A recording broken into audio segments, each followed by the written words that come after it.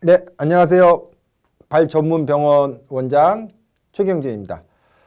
자, 오늘은 저번 시간에 다음으로 이제 무지외반증에 대해서 가장 흔하게 진료실에서 여러분들이 궁금해 하시고 또 고민하시는 부분들에 대해서 또 얘기해 보도록 하겠습니다. 자, 그러면 그 다음으로 많은 얘기들이 어떤 것이 있느냐 이렇게 보면 자, 지금 무지외반증이 있기는 있는데 그렇게 많이 아프지는 않다는 거예요. 근데 내가 수술을 해야 하느냐 지금 물어보는 거죠. 고민이 많이 되죠. 아예 그냥 많이 아프면 그냥 수술을 할 텐데 그랬을 때 이제 우리가 고려해야 될 상황이 좀 있습니다. 과거에는 뭐 통증이 없으면 수술하지 마라 뭐 이렇게 하는 게 일반적이긴 했어요.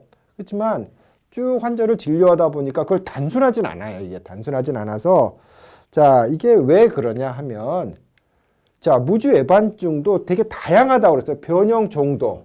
그러니까 조금 휜 사람도 있고 많이 휜 사람도 있고 그래요. 발이 이렇게 있으면 이렇게. 조금 휜 사람도 있고 그랬을 때 이거를 똑같이 대입할 수는 없거든요. 그래서 저희가 일반적으로 얘기했을 때 경도, 많이 휘지 않은 경우, 많이 휘지 않고 아프지도 않다. 그러면 수술하지 않는다. 좀 지켜보자. 이런 경우.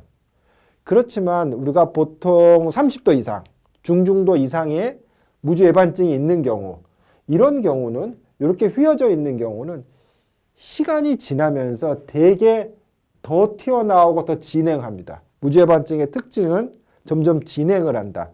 특히 변형이 크면 클수록 더 빨리 진행을 합니다. 그래서 중중도 이상의 무지외반증이 있는 경우는 통증이 이렇게 많지 않더라도 저는 개인적으로 수술하는 게 좋겠다. 왜냐? 그대로 놔뒀을 때 그에 따른 동반 질환들, 다른 부위도 아파지고 다른 발가락의 변형이라든가 발바닥의 통증이라든가 이런 게 생깁니다. 그리고 또 하나는 얘기한 것처럼 실은 동반된 증상, 엄지발 쪽이 아니라 발바닥이 아프다라든가 이것이 무지외반증에 의해서 또 다른 부위의 소족지의 변형이 동반되어 있는 이런 경우는 특별히 엄지 쪽에 통증이 많지 않아도 수술을 하라고 권하고 있습니다. 그래서 이 변형 정도에 따라서 약간 차이가 있다라고 이렇게 말씀드리겠습니다. 그 다음에 또 이제 궁금해 하시는 게 어떤 게 궁금하냐면 자, 이제 매일 아픈 건 아니다는 거죠. 그냥 가끔 아프다. 아픈데 수술해야 하냐? 아주 비슷한 얘기예요. 그러니까 굉장히 비슷한 얘기예요. 이것도 비슷한 얘기인데 역시 보면 자, 아프긴 해요. 아프긴 한데 어느 정도 빈도냐는 거죠. 내가 근데 거의 뭐 한 달에 한두 번 아프다. 이거 꽤 많이 아픈 거예요.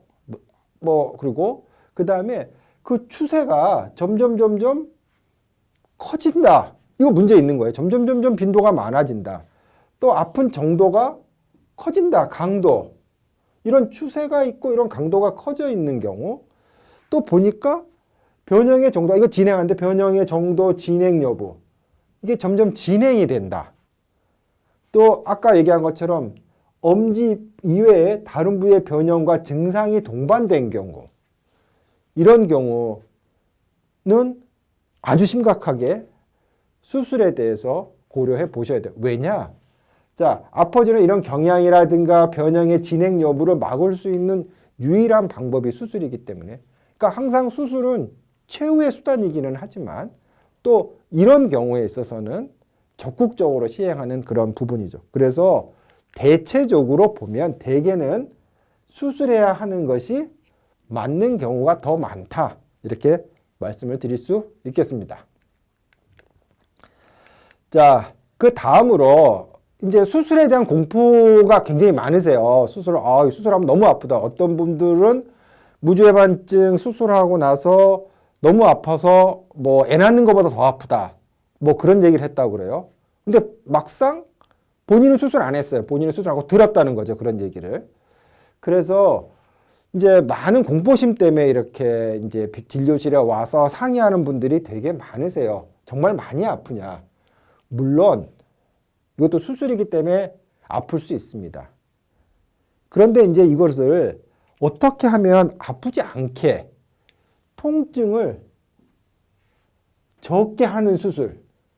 자, 무주해반증 수술이긴 하지만 충분히 환자분들이 내가 이 정도면 뭐 진작할 걸, 뭐 전혀 아프지 않다 이렇게 얘기하는 경우가 많게 만들려면 다음과 같은 과정을 통해서 우리가 만들 수 있습니다. 그러니까 통증을 적게 하자. 아픈 수술이지만 아프지 않게 통증이 적게 하는 수술은 일반적으로 우리가 이제 국소마취 중에서 가장 많이 사용하는 것이 슬화신경 차단술. 그래서 저희 병원은 무릎 밑으로만 마취해서 수술을 하는데 무릎 뒤가 오금이라고 그러잖아요. 오금에 있는 지나가는 신경, 슬화신경인데 거기를 신경을 차단술을 해줘요.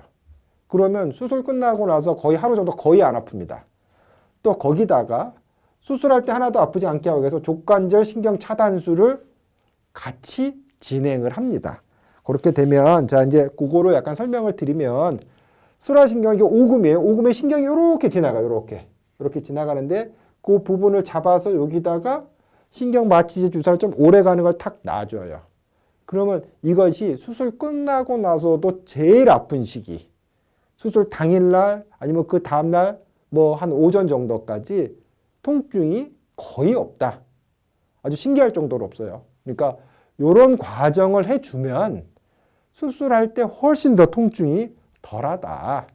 그리고 또 하나 족관절 신경 차단술은 여기다가 이제 더 추가적으로 수술을 하는데 우리가 발을 보면 이렇게 이제 발이 있으면 이게 이렇게 있으면 이게 엄지발이에요. 엄지발, 발 네 쪽인데 복숭아뼈가 이렇게 있으면 여기에 후경골 신경이 지나가요. 후경골 신경.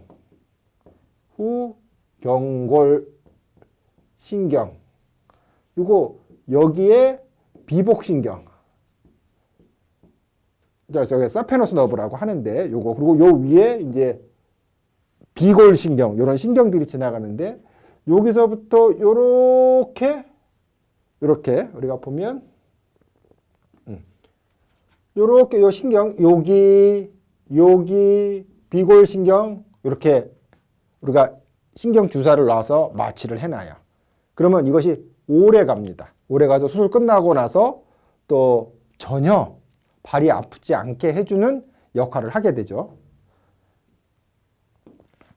자, 그러면 이런 슬화신경 차단술, 족관절 신경 차단술 이렇게 하고 추가적으로 수술할 때 이제 발만 마취하니까 되게 이제 그 소리가 다 들릴 거 아니냐. 그래서 우리가 뭐 이렇게 헤드폰도 해주고 뭐 보통 그 내시경 같은 거 할 때 하는 신경 안정제 주사 이런 것도 놔주면 한 반 이상은 그냥 주무세요. 반 이상은. 그리고 이제 우리가 추가적으로 또 그래도 아플 줄 모르니까 우리가 무통 주사도 같이 추가적으로 이렇게 시행을 합니다. 이렇게 해서 가능한 한 수술의 통증에 대해서 많이 느끼지 않도록. 근데 이게 왜 중요하냐면 통증을 덜 느낄수록 회복 속도도 굉장히 중요합니다. 그래서 이런 통증 없이 수술을 진행하니 그 환자분들도 너무 걱정하지 마시고 이런 부분에 있어서 용기를 내셔서 하시는 것이 도움이 될 거라고 생각을 합니다. 자, 그래서 일단 수술 당일날 이렇게 하면 통증이 별로 없다. 자, 그래서 이제 몇 가지 여러분들 궁금한 점에 대해서 오늘 말씀을 드렸습니다. 다음에 또 여러분들이 많이 궁금해하시는 부분에 대해서 또 말씀드리고자 합니다. 감사합니다.